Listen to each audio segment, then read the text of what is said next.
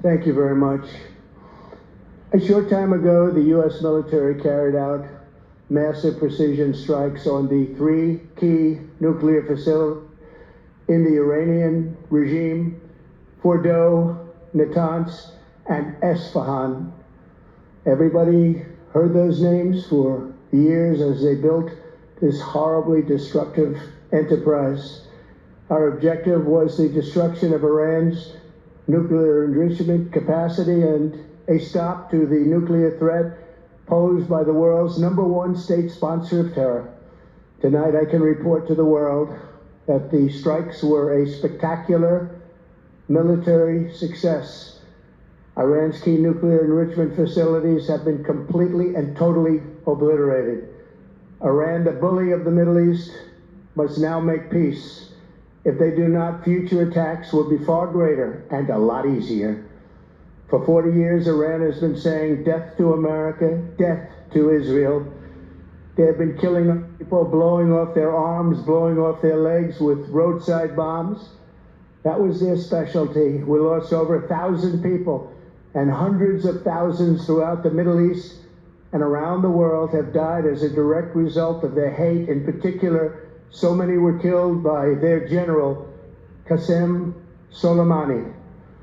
I decided a long time ago that I would not let this happen. It will not continue. I want to thank and congratulate Prime Minister Bibi Netanyahu. So it has happened.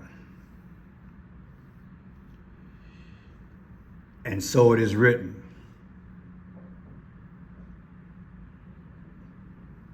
The world, America, will never be the same.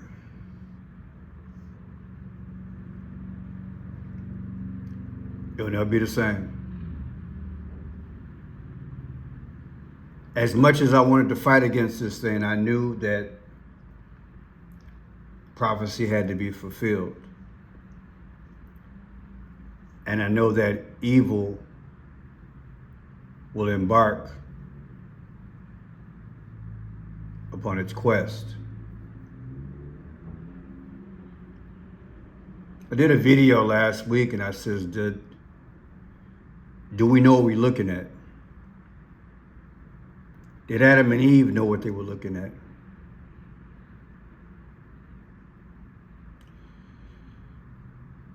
The old saying is this will be one for the history books, and that famous line of it'll go down in infamy. I'm not so sure people will be able to sit down and flip the pages and read about this, because the horrors of war, we just upticked it. The sirens, the ambulances, the police. It's on now, baby. What are we looking at?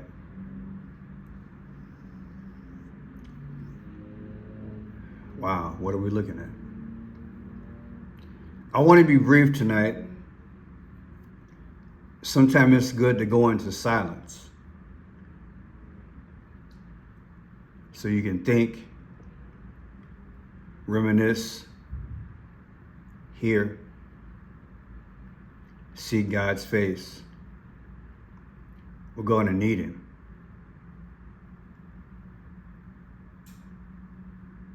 Is it right to choose a side? It's very hard to choose a side when you aren't sure if it's propaganda.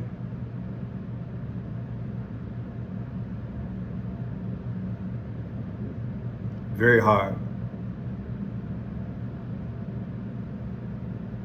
I still believe things have been orchestrated to get to the point, to get to this point. Embedded and ingrained in our brain is the question now what?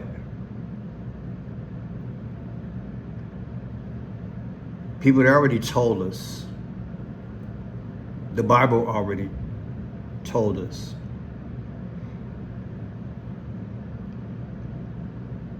We just have to go by faith,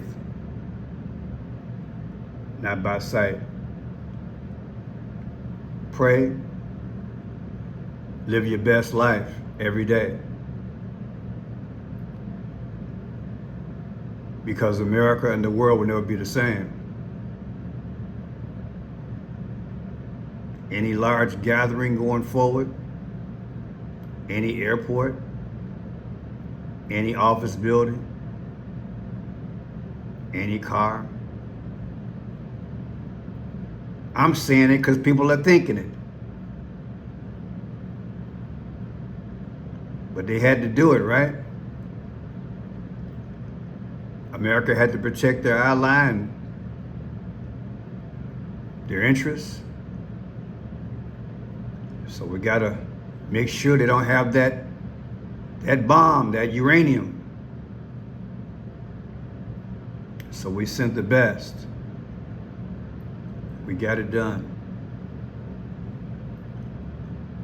You heard what he said. If they don't even think that, well, if they don't settle down, we'll come back again and again and again. I'm concerned about what's here. I'm very much concerned about what's here. I did a video earlier. I talked about sales in America. I ran across a good video. This one here. Let's do a 15-minute. I want the commercial to go by, and I want you to hear this. Because I had people emailing me thinking I'm making things up. So this is my response to that person. I want you to hear it out of the mouth of an ex-FBI person about the sales here in America. National security contributor, former staff operations officer for the CIA's Counterterrorism Center, also formerly with the FBI with us now. Tracy, good to see you. Perfect guest for this. As I watched cable news all day today, it said on the bottom of the screen, does Iran have sleeper cells, ? And I thought to myself, it would be more shocking if they didn't have people that they'd infiltrated over the southern border in the past 4 years than if they did. Well, thank you for having me, Leland, and you're absolutely right. I don't even understand why this is a question. I hate to be so blunt, but that's how I feel about it. They have sleeper cells here. They have, quite frankly, for decades. I don't actually think that this is new. I think we may have more of an influx, right, that we're discussing, but this isn't new. They're here. They have been here. They are just waiting for the right moment, and the fact that we're curious and questioning as to whether or not they're here is actually very shocking to me. All right, so... Enough said. Trump spoke for 4 minutes and 18 seconds. The President of the United States spoke for 4 minutes and 18 seconds. I'm not going to debate it. I timed it. I took it as a date. So I took April 18th of 2024, subtracted it from today, 6/21/2025. The difference was 1 year and 65 days. What is 165? The 165th day of the year is June 14th, and that's Trump's birthday.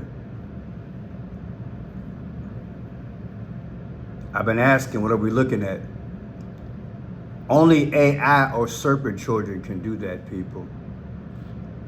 And only the Holy Spirit can guide me to think like this, to reveal it. He spoke for 4 minutes and 18 seconds. If that's a date, subtracted from today, it comes out to Trump's birthday. I'm not going to debate it. But look at this. These are the places that we hit. These are the targets. Fordo, Natanz, Asfahan. And I typed in Donald John Trump strike 47 president. Today's date, 6/21/2025. It came out to 316, like John 3:16, sacrifice. Barack Obama's next birthday, August 4th, 2025. Today's date, 6/21/2025. The difference is 44 days. Barack Obama's the 44th president. I believe he's the Antichrist orchestrating the whole thing. Trump is just he's the deliverer in chief.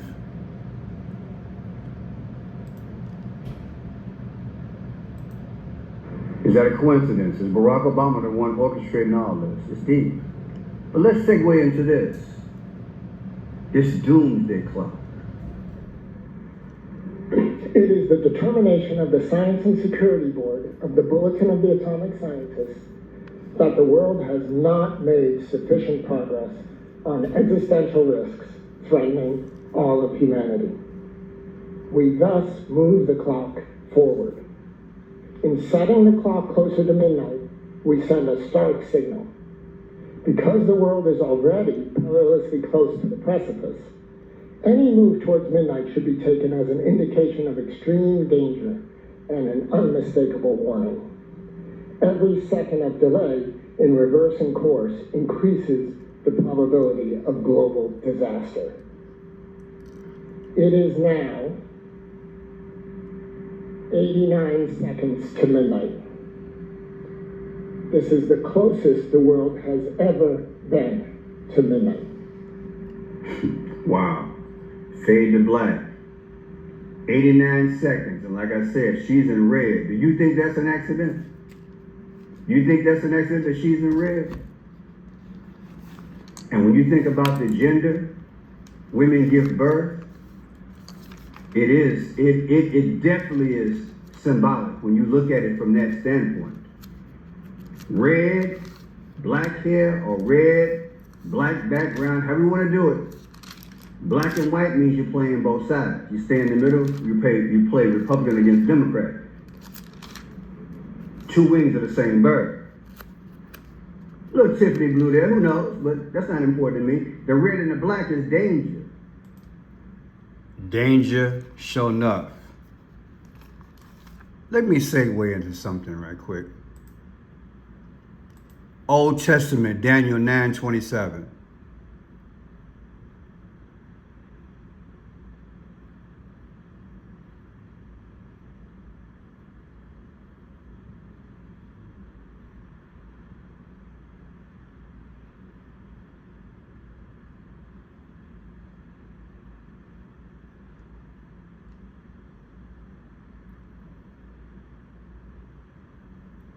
Who is Daniel in the Bible?